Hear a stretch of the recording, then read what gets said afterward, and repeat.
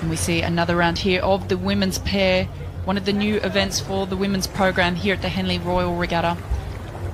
It's Natalie Hardy and Coad on the the left-hand side of your screen in the Bark Station. On the right-hand side of your screen is Kirsten Goodger and Jackie Gowler from New Zealand.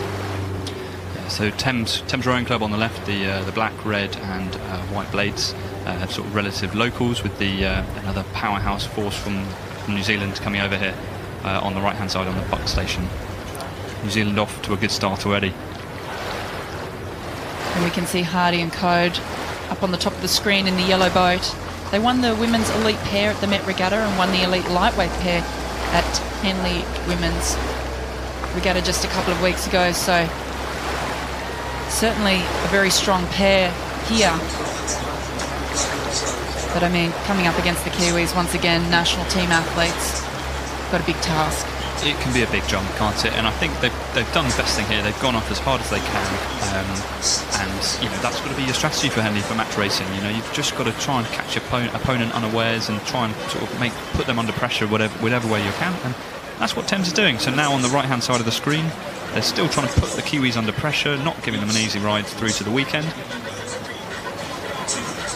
And this pairing of Kirsten Goodger and Jackie Gowler, they competed at the Poznan Regatta at the World Cup. They came 5th there. Of course, Jackie Gowler, her older sister Kerry Gowler, in that incredible New Zealand women's pair that won the Poznan World Cup, and we'll be seeing them later in the program. Very exciting. Kirsten Goodger, 26 years of age. Jackie Gowler, 21 years of age.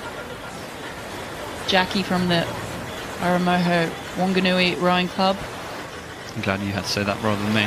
They're both rowing as Wairiki Rowing Club, aren't they? Which is what the New Zealand national team race as, and supposedly Wairi means water in Maori, so very suitable for a rowing club name.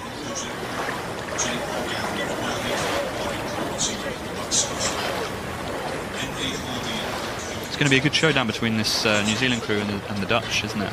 Both those crews early on this morning have been looking very, very slick and lots of finesse. Yeah, it's going to be a really amazing couple of semi-finals in this event in the women's pair. We would expect certainly the other Kiwi pair to be going through, but it'll be interesting to see if we might have an all-Kiwi semi tomorrow in this event or not. Wouldn't it be great to see them both in the final? The Gowler sisters.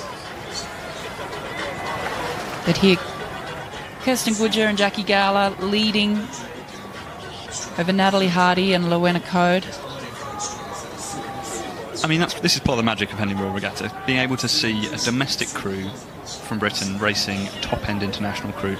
It's a bit like the sort of things you see in like the FA Cup in football or something like that. You know, getting your real underdogs, having a good crack at your top-end internationals, and fair play to them. Thames still giving it some, still having a good old row here.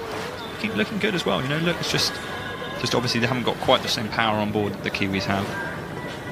It is incredible. We were having this discussion on air yesterday.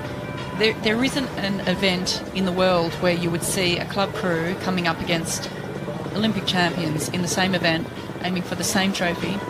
It really is what makes Henley so special. Yeah, and anything could happen. You know, obviously you see the course here where any force of nature could come to play, and you know everyone's got to keep their nerve. Everyone's got to stay focused. You know, they're not guaranteed the slot through here. They've still got to row smooth. They've got to manage themselves efficiently, not hit the booms. There's still a lot of obstacles, so it's exciting. We've certainly seen crews, you know, have huge mishaps in the dying stages of races here, and all of a sudden the game completely changes. So you do have to keep that focus and stay switched on, even when you're in the lead. As you say, there is a lot going on, and it requires a lot of concentration to ensure that you get there safely and progress through to the next round. I mean, that's the priority each day. You can win by an inch or you can win by a mile, but it's always just to get through to the next round and keep progressing, hopefully, to Sunday. And it looks like Hardy and Coad have just taken the rate up a little bit, just to try and, they're working off the crowd there. You see the bank along that side. It's very thin. You don't get a huge amount of spectators. But now just coming to shot on the right-hand side, there is a lot more crowd. And there'll be a lot of home support for Thames. A lot of those Thames Rowing Club fans and members will be down here now, giving them a good shout. Or just people cheering on the Brits or cheering on the Kiwis. And that's where you get this sort of sudden flurry towards the end. Yeah, they're definitely taking their rate up here, Thames Rowing Club. Probably spurred on by the crowd. They know that they're getting down towards the enclosures towards the end of the race, get themselves back in it. I mean, it's in these moments where you put pressure on the leading crews where anything can happen. And that's a respectable margin. That, for an international crew against domestic. I mean, they'd be proud of that. That's a good race. They've raced all the way down. They're still giving it some now. Look at them go. Yeah, great work there by Natalie Hardy and Lowenna Coad. The stiff opposition from this New Zealand international crew of Kirsten Goodger and Jackie Gowler in the women's pairs.